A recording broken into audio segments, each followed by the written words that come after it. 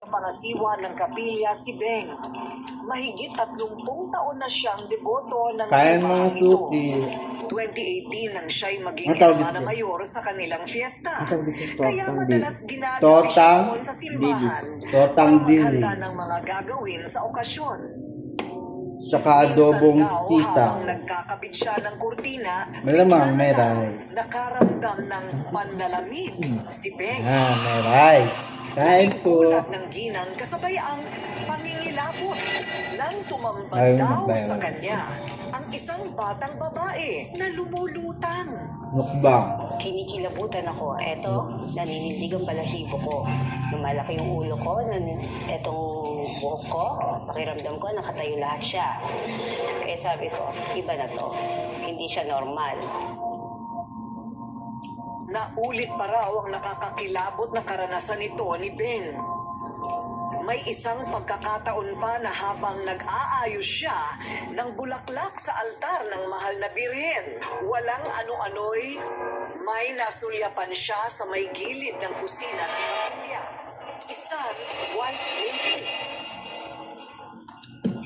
Kasi lumalaki yung ulo ko nung oras na yun. Sabi ko, ay, ayoko nakakatutingnan. Mahaba ang buhok niya, maputi yung damit niya, kasi nakalutang siya. Gusto mong tumakbong may matay ka na hindi ka makakaalis dun sa akin nalalagyan mo kasi yung ganito, iba yung pakiramdam mo na talagang maninindig yung balahibo mo.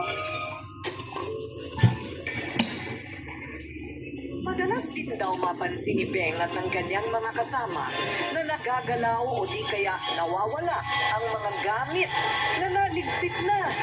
Ibang gamit na lilipat, halimbawa inanap namin, wala doon, hindi mo makita.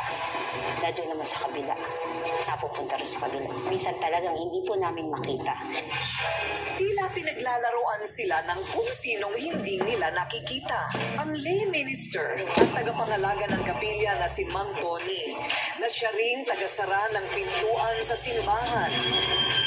20 taon na nagsisilbi sa kapilya si Mang Tony. May kwento ring kakatwa na kanyang naranasan. Hangin na biglang dadaan. Yun lang sa likuran ko bilang aling ako sa likuran. Sa kwarto ngayon, sa pagkakulit.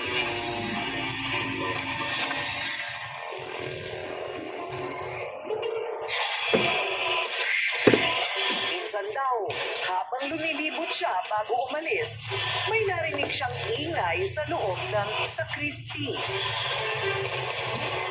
Nang puntahan ni Mang Tony ang pinagmumulan ng ingay, bigla na lang daw ibinato sa kanya at pinaggamit sa loob. Laking takot niya dahil walang katao-tao sa silid. Ang estudyanteng si Erica may nakakatakot ding karanasan. Bata din po yan eh. Maliit na anino. Dumadaan po siya palagi.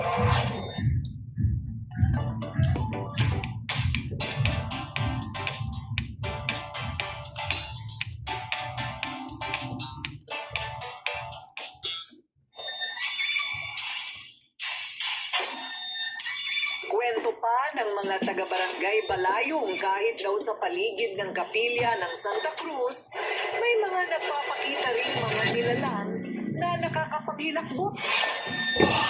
May nagpapakita raw na paring pugot ang ulo.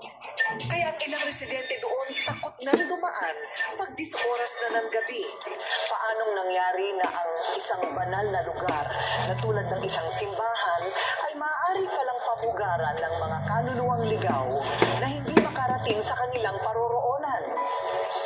Nung bata po ako, talagang madalang po kami mapunta rito kasi po may nagpapakita raw pong bata. Nakarang mga kabataan, nag-ayos sila dyan. Na-experience daw nila, may tumatakbo, may umiiyak, may tumutugtog ng piano. Meron po kami batang nakita. Tanong ko po, uy, kung ba kayo naglalaro ng gabi na? Kasabay yung mga magulang nyo. Tumingin lang po siya sa akin. Tapos kinuha yung bola, bigla po na.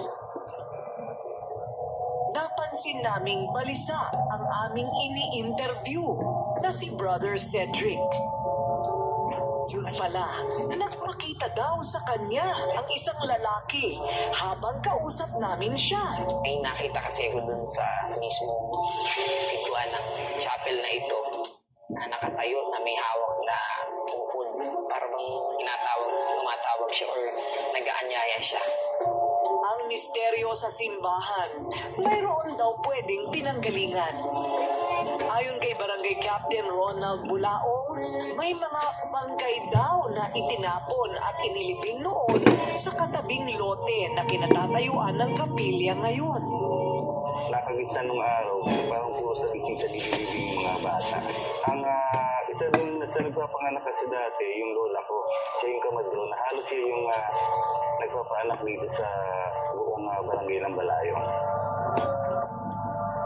Para mas maliwanagan ang lahat sa kababalaghang ito, sumangguni kami sa isang kinikilalang paranormal expert para malaman kung anong mga nilalang ang umano'y gumagambala sa kapilya at bakit sila namamalagi dito.